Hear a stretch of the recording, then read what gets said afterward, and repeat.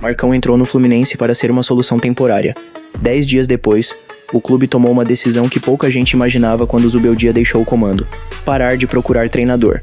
E talvez essa seja a parte mais interessante dessa história, porque Marcão não precisou de meses para convencer a diretoria. Não precisou de uma sequência enorme de jogos. Foram apenas 3 partidas no comando para transformar uma interinidade em efetivação. Agora, a pergunta que fica é inevitável: por que o Fluminense escolheu Marcão? Foi apenas pelo resultado dentro de campo, ou aconteceu alguma coisa nesses últimos dias que fez a diretoria perceber que a solução que procurava no mercado já estava dentro do próprio clube? Para entender essa decisão, precisamos voltar ao momento em que Zubeldia deixou o Fluminense. Marcão assumiu mais uma vez aquela função que conhece muito bem: apagar o incêndio. Ele faz parte da comissão permanente do clube desde 2013 e já assumiu o time em diferentes momentos de transição.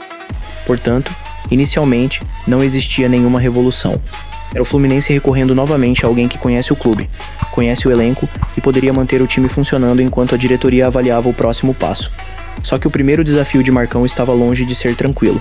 Do outro lado estava simplesmente o líder do Campeonato Brasileiro, o Palmeiras, e o Fluminense precisava reagir. Marcão tomou algumas decisões importantes, colocou o Ganso como titular e o time respondeu. Saiu atrás, buscou a virada e venceu por 3-2. Uma vitória importante, claro, mas uma partida ainda seria muito pouco para mudar completamente o planejamento de um clube. Então veio o segundo teste. E talvez tenha sido ainda mais pesado. Libertadores. Jogo fora de casa contra o Independiente Rivadavia. O Fluminense ficou com um jogador a menos durante boa parte do segundo tempo depois da expulsão de Canóbio. Mesmo assim, conseguiu marcar com Serna. Sofreu empate nos acréscimos e precisou decidir tudo nos pênaltis. Foi quando Fábio apareceu, defendeu 2 cobranças e colocou o Fluminense nas quartas de final da Libertadores. Marcão tinha apenas 2 jogos e já carregava uma vitória sobre o líder do Brasileirão e uma classificação continental. Mas existe um detalhe nessa partida que ajuda a entender por que talvez a diretoria tenha enxergado algo além dos resultados. Durante o confronto, Thiago Silva sugeriu uma mudança de posicionamento entre Soteldo e Serna. Marcão ouviu, ajustou o time, e justamente Serna apareceu no espaço para marcar o gol tricolor. Parece um detalhe pequeno, mas revela algo importante sobre o funcionamento dessa comissão. Marcão não parece preocupado em demonstrar que precisa ter todas as respostas sozinho. Ele conversa, escuta, usa a experiência que existe dentro do próprio elenco. E quando você tem jogadores como Thiago Silva, Fábio e Ganso, talvez saber utilizar esse conhecimento seja tão importante quanto qualquer desenho feito numa prancheta. Só que ainda faltava um terceiro teste. E esse talvez tenha sido o mais perigoso justamente porque parecia o mais fácil. Remo, no Maracanã, um adversário que estava na zona de rebaixamento. O Fluminense era favorito. E então aconteceu aquilo que costuma transformar partidas teoricamente simples em armadilhas. O time fez um primeiro tempo ruim, saiu perdendo e ouviu vaias. Pela primeira vez desde que assumiu, Marcão precisava encontrar uma resposta durante o próprio jogo. E encontrou. Hulk empatou. Riquelme entrou no fim e praticamente em seu primeiro toque colocou a bola para Serna marcar. 2-1. Outra virada. Segunda vitória no Brasileirão e terceiro jogo consecutivo sem derrota sob o novo comando. E então veio o anúncio. Depois da partida, o presidente Matheus Montenegro apareceu diante da imprensa e confirmou: Marcão deixa de ser apenas interino. O Fluminense não vai mais procurar treinador no mercado. A comissão atual seguirá comandando a equipe até o fim da temporada. Mas aqui aparece uma informação que muda completamente a maneira de interpretar essa decisão, porque Marcão não foi efetivado simplesmente por ter vencido o Remo. Segundo informações divulgadas depois do jogo, a decisão já havia sido tomada na sexta-feira. Marcão já sabia que permaneceria antes mesmo de entrar no Maracanã para aquela partida. Ou seja, a diretoria já estava convencida. E aí surge a verdadeira pergunta: o que Marcão fez em tão pouco tempo para convencer o Fluminense a abandonar a busca por outro treinador? Os resultados certamente pesaram, mas talvez eles sejam apenas a parte mais visível de uma transformação maior, porque enquanto o placar mostrava vitória e classificação, dentro do elenco outra coisa começava a acontecer. Jogadores que vinham perdendo espaço começaram a reaparecer. Ganso recuperou o protagonismo. Serna voltou a ser decisivo. Os garotos de Xerém começaram a receber oportunidades.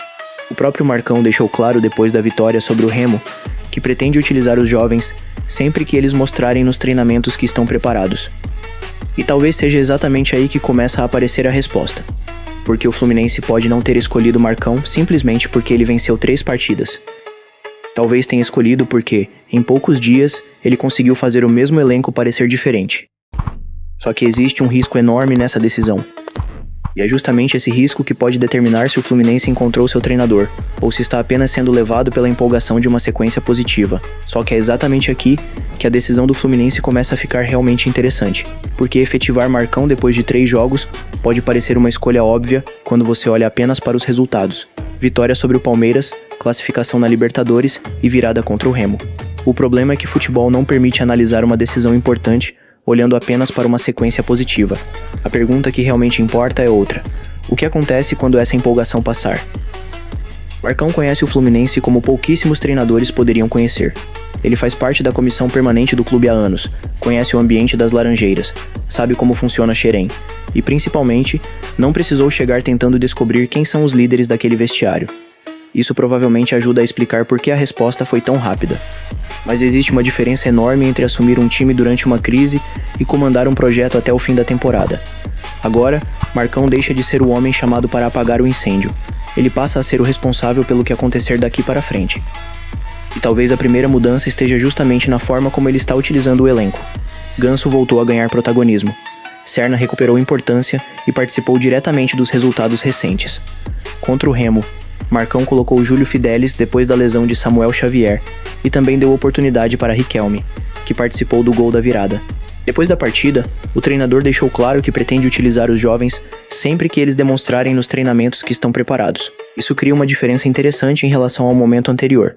Não significa que Marcão descobriu jogadores que ninguém conhecia. Eles já estavam no Fluminense. O que mudou foi a maneira de aproveitar algumas dessas peças. E talvez seja justamente por isso que o time esteja transmitindo uma sensação diferente. Às vezes, a mudança de treinador não transforma apenas o esquema tático. Ela muda a confiança, muda a hierarquia, muda quem acredita que pode ser importante. Mas existe outro ponto que eu considero ainda mais importante. Marcão parece entender que não precisa comandar esse Fluminense sozinho. Thiago Silva já revelou que possui liberdade para conversar sobre questões táticas. Antes da decisão contra o Independiente Rivadavia, ele se reuniu com Marcão e Fábio para discutir ajustes defensivos.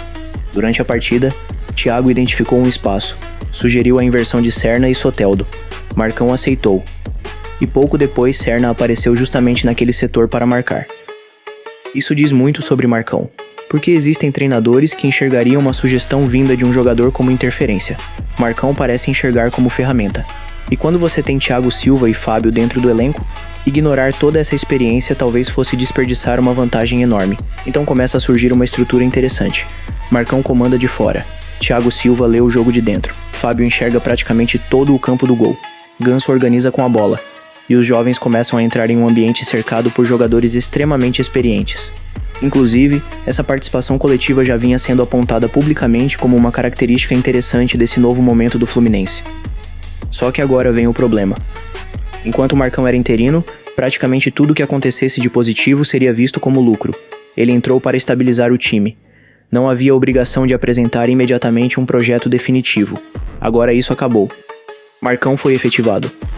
E com a efetivação chegam as cobranças. Quando o Fluminense perder a primeira partida, a pergunta será inevitável.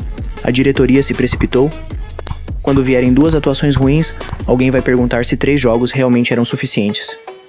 E isso vai acontecer porque o clube tomou uma decisão muito clara. Matheus Montenegro não disse que Marcão continuará enquanto a diretoria procura outro nome. Ele anunciou que o Fluminense não irá ao mercado buscar outro treinador. Marcão será o comandante até o fim da temporada. É uma demonstração enorme de confiança. Mas também é uma aposta. E talvez o maior teste dessa aposta ainda esteja por vir. O Fluminense está nas quartas de final da Libertadores. Está brigando na parte de cima do Campeonato Brasileiro. E agora Marcão terá tempo suficiente para mostrar se essa reação foi apenas emocional ou se existe realmente um trabalho capaz de sustentar resultados por meses. Porque vencer 3 partidas é uma coisa. Construir um time é outra. Marcão agora precisará mostrar evolução quando os adversários começarem a estudar suas escolhas. Precisará administrar jogadores insatisfeitos. Precisará decidir quando usar Xerém e quando proteger os jovens. Precisará encontrar soluções quando o Ganso estiver marcado, quando Thiago Silva não estiver disponível e quando as substituições não funcionarem. É aí que o interino começa realmente a virar treinador. E existe um detalhe que torna essa aposta ainda mais interessante. A torcida parece disposta a comprar a ideia. Em enquete realizada pelos Gigantes mesmo do anúncio oficial, mais de 76% dos participantes defenderam alguma forma de continuidade de Marcão no comando. Então talvez a diretoria não esteja simplesmente apostando em 3 resultados. Talvez esteja apostando em algo muito mais difícil de medir.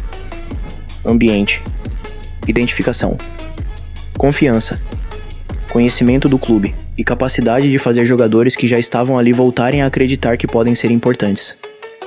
Foi exatamente isso que começou a aparecer nos primeiros jogos. Agora precisamos descobrir se consegue continuar. Porque Marcão já respondeu a primeira pergunta. Ele conseguiu salvar o Fluminense naquele momento de crise. A próxima é muito maior. Ele consegue transformar essa reação em um time capaz de disputar títulos? A partir de agora não existe mais a desculpa do interino. Não existe mais outro treinador sendo procurado. O Fluminense fez sua escolha. E talvez a grande história dos próximos meses seja descobrir se a diretoria encontrou dentro de casa aquilo que estava procurando fora. Agora eu quero saber a opinião de vocês. O Fluminense acertou em efetivar Marcão até o fim da temporada, ou deveria ter esperado mais antes de abandonar completamente a busca por outro treinador? Deixe a sua opinião nos comentários, porque essa decisão pode acabar definindo toda a temporada do Fluminense.